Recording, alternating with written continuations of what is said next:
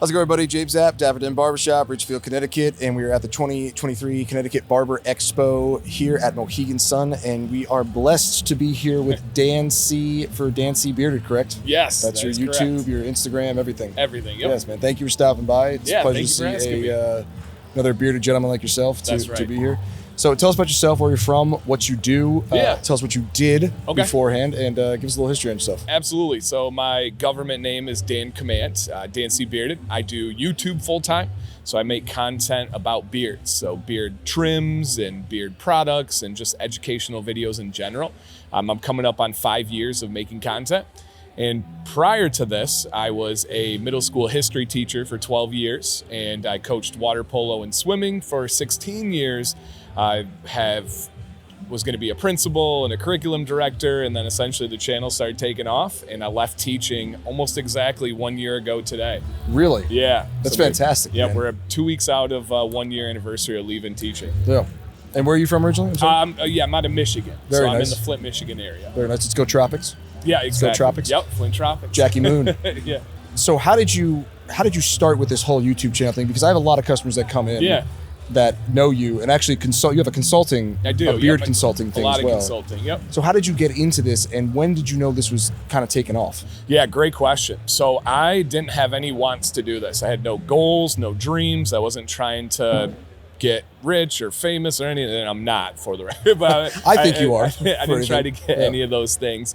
Essentially, I started teaching at 22 years old, and my first year I was teaching 18-year-olds. And so I wanted to look a little bit older for like parent-teacher conferences and stuff, so I started growing my beard out.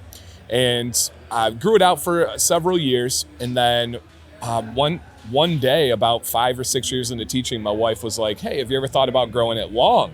And I was like, "Wow, I didn't think women like that." She's like, "Oh yeah, I would think I would like it." And I'm like, "For sure." Yeah. And so I started growing it long. So I started taking care of it. I started watching YouTube videos. I started reading like subreddits on Reddit, right? Subforums on Reddit. Yep. And so I started kind of getting a little bit of a following on Reddit with posting like, "Hey, I tried this mustache wax." And then I was watching the videos, and one day, I'll never forget it, my wife came up to me at the kitchen table when I was watching a video, and she goes, "Hey, I think you should try making that. I think you'd be good." Yeah. Because at the time, I taught public speaking at a local university, and I just loved educating and talking, and I was really obsessed with beard care. So the very next day, I rounded up whatever cameras and mic we had, and at our kitchen table, filmed my introduction video.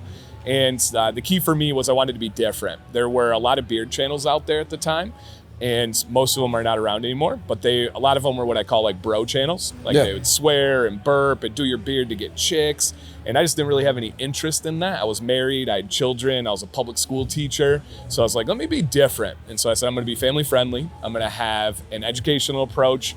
And then I thought my kind of superpower was I had a gorgeous wife. And so I brought her in on the videos because a lot of wearing beard products is how it smells, how it looks. Right. So she was able to share the female perspective when we'd review products and say like, oh, like one of our first videos, she said, "This smells like vomit." And I was like, okay, she doesn't like it. Okay. And she's like, "If you wear that to bed, I'm not going to be in bed with you." Okay. And then say what she likes about the style and stuff. Some guys might want that beard oil, actually. And they might want to sleep. Yeah. For sure. And so that was kind of the start of it. And I was adamant about not making money or even getting free stuff for the beginning, because I had this there's something about like human nature where we see people making money all the time and it's no problem, right? No one complains about doctors or dentists or all these other professions. There we go. Thank you. Any other professions for making money. But I thought with online, I was like, oh, that's wrong. That's dirty. There's something to that. And it was just silly. And about 6 months in, we kind of realized after all these companies were like, hey, can we make a relationship where we feel really bad about how we are like making money off of you and not compensating you? And so then I kind of realized like, oh, you can do this in an honest, genuine way and be compensated for your efforts. So about 6 months in, it started to kind of pick up. And then since then, it's just been slow, kind of gradual growth, nothing crazy, nothing big. And then got to the point where I just didn't enjoy teaching anymore. COVID, quarantines, all that stuff kind of changed a lot with education, and it wasn't going back again, and a lot of politics got involved. And so I just decided to take a chance, and we went all in. My wife was an accountant. She stays at home and runs our merchandise store and everything. So we are 100% self-employed and all within the house. That's incredible. It's crazy. That's absolutely. Did you ever think you would get there? No, nope. No, I no. there was no goal. I'd even said like I'm never going to leave teaching. I didn't have any plans to leave and stuff, and just things just started going. And now I never say never. So yeah, very nice. So you work with Beard Octane. You got the shirt on and everything now. How did you get involved with them? So as I said, I'm coming up on 5 years. So is Beard Octane. So when I launched the channel, Beard Octane launched their company in the same month.